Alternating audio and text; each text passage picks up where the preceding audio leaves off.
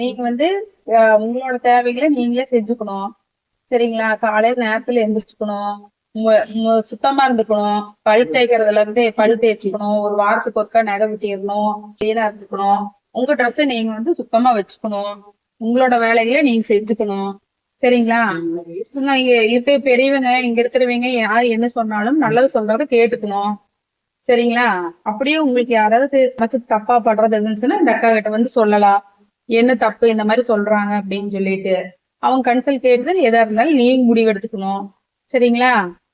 நீங்களே ஒருத்தர் சொல்றாங்கன்னு சொல்லி நம்ம அவங்க கூட சண்டைக்கெல்லாம் போக கூடாது.